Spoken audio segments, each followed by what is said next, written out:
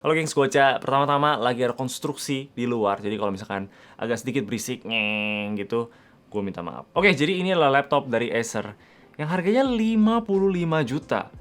Bisa apa coba laptop dengan harga 55 juta? Ini namanya Acer Predator Helios 300 Spatial Labs, dan secara basic sih ini sama aja kayak Predator Helios 300 yang kita pernah cek juga. Tapi ini punya fitur yang lebih tinggi, spek yang lebih tinggi juga, dan juga simulated reality atau kata kasarnya itu adalah 3D. Layarnya ini bisa kasih efek 3D yang nanti kita bakal cek aja. Ini dalamnya pakai Intel generasi ke-12, lebih tepatnya Intel i9 12900H, 14 core, 20 thread, salah satu chip terkuat lah ya yang kita bisa dapetin untuk main game dan juga kerjaan produktivitas. Dan juga ini didampingi sama RTX 3080. Skor Cinebench R23 multiscore konsisten sekitar di 15 ribuan untuk 10 kali test run. Tapi kalau dibandingin sama i7 12700H yang ada di Acer Predator Helios 300 yang kemarin kita cek, yang i7 malah lebih tinggi nilainya. Dan memang dari research gua, i9 12900H lawan i7 12700H itu nggak terlalu banyak banget perbedaannya, mungkin kayak sekitar 4-7% peningkatan performance. Tapi itu pun balik lagi sistem cooling di laptopnya sendiri itu seperti apa, bisa tahan atau enggak. Dan anehnya sih, gue lihat dari sistemnya ini agak sedikit kecekek ya, walaupun suhunya nggak nyentuh, bahkan nggak nyentuh sampai 95 derajat. Jadi nggak tahu juga kenapa dia throttle. Powernya turun dari 100 ke 75 watt, dan juga boost clocknya itu turun dari 4 GHz ke 3,5 GHz. Jadinya bikin skor nilai benchmarknya itu jadi turun juga. Secara teori i9 lebih kuat daripada i7, tapi ya mungkin balik lagi sama sistem cooling laptopnya itu seperti apa. Tapi tetap aja overall ini performance yang sangat kuat. Gue bisa lihat performance yang lebih cepat di kerjaan editing kayak Adobe Lightroom dengan ekspor dan importnya itu jauh lebih cepat, dan juga ekspor video 4K di Premiere Pro menggunakan foto-foto yang sama dan juga video yang sama pastinya. RTX 3080 juga upgrade yang asik lah dibanding sama RTX 3060, dan karena ini layarnya udah 4K juga ya, jadi ekstra performance yang kita bisa dapetin dari 3080 itu pasti kepake banget. Walaupun beberapa game di full resolusi high settings masih belum sentuh banget di 60 fps ya, tapi kita bisa turunin ke medium settings atau tinggal nyalain DLSS aja untuk dapetin sekitar 35-40% ekstra FPS. Layarnya ini 4K yang lumayan akurat juga di 100% sRGB dan 87% DCI-P3. Brightness-nya ini sampai 400 nits, tapi main selling point dari layar ini itu adalah dia punya 3D. Nah, Nerd Review udah jelasin secara detail teknologi 3D-nya itu seperti apa, tapi untuk gua rangkum aja ya biar nggak terlalu panjang-panjang, yaitu adalah gimmick. Yes, agak sedikit gimmick.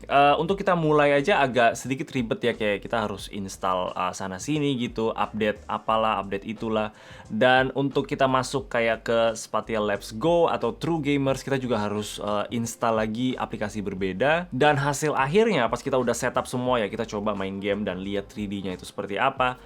Memang pas awal itu agak sedikit kayak kayak what? Oh my god. Tapi ya itu di awal aja. Lama-kelamaan mata gue agak sedikit kayak capek juga liatnya. Dan jadinya nggak terlalu enak juga main gamenya. Dan juga nggak semua game itu bisa ya. Mereka ada list-listnya game apa aja yang bisa support fitur 3D-nya ini. Dan kalau kita nggak punya semuanya ya berarti ya sama aja bohong. Kebetulan Shadow of the Tomb Raider itu bisa, jadi gue bisa tes juga 3D-nya itu seperti apa. Dan sebenarnya itu kayak kalau misalnya kita taruh jari di depan mata kita gini, tapi kita tetap fokus ke belakang situ loh, dan kita bisa lihat jari kita itu mulai berbayang, jadi ada kayak dua gitu. Di sini juga kayak gitu, kayak contoh ini daun-daun yang di foreground itu agak sedikit berbayang ya kalau gua gerakin kameranya. Dan itulah yang kasih efek kayak ada 3 dimensi gitu loh. Dan sebenarnya ini sama sekali nggak bisa dikasih lihat dari kamera ya, karena kamera itu cuma punya satu lensa. Dari yang gua ngerti sih mereka bener-bener ambil advantage dari mata kita, karena kita punya dua mata kan. Jadi kalau kita kedip satu mata, tutup satu mata gini, efek 3D-nya itu bakal hilang. Apakah keren? Ya lumayan sih, awal-awal itu lumayan ya. Gua ngerasa kayak agak sedikit imersif aja untuk main game kayak Shadow of the Tomb Raider. Tapi balik lagi kayak nonton 3D di bioskop, itu 10 menit pertama kita pasti kayak wow, ini apa nih, bisa ambil. Tapi lama-lama kita bakal kenapa gue pilih 3D. Kayak gitu pengalamannya. Menurut gue sih lumayan mirip sama di sini. Bedanya kita nggak mesti pakai kacamata 3D aja. Dan makanya menurut gue ini hal yang gimmick. Menarik, keren dan menarik. tapi gimmick. Hal lain yang menarik di laptop ini tuh ada 2 TB SSD yang kenceng banget, 32 GB dual channel DDR5 RAM dan Wi-Fi 6E. Baterainya di sini 90 Wh yang bisa tahan sekitar 5 jam gitu, dan AC adapternya di sini itu 240 Watt yang gede banget dan berat. Jadi basically ini masih seperti Predator Helios 300 yang kita cek kemarin. Bedanya ini ada layar 4K yang bisa 3D dan juga dua webcam itu yang untuk membantu 3D-nya itu loh.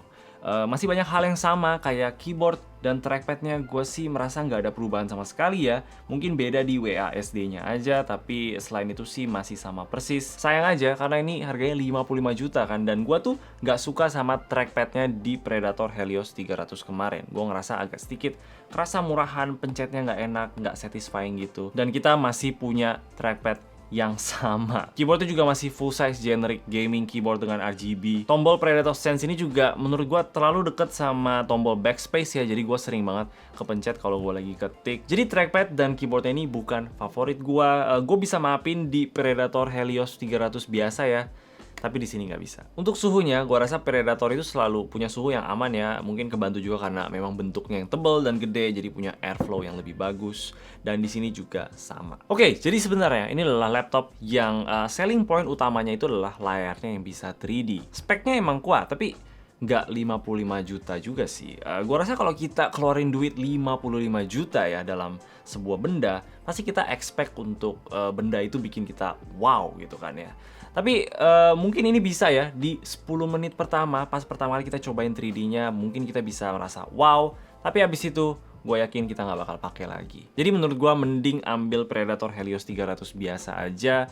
Intel i7 12700H juga udah kuat banget ya untuk kebutuhan kita main game dan lain-lain. Nggak terlalu perlu yang i9 juga sih. Dan layarnya juga udah 165 Hz, sedangkan di sini cuma 60 Hz doang. Jadi ya paling gitu aja. Gimana menurut kalian? Coba tulis di komentar di bawah. Dan kalau kalian suka sama ini, boleh kasih like dan juga subscribe. Thank you udah nonton. Bye-bye.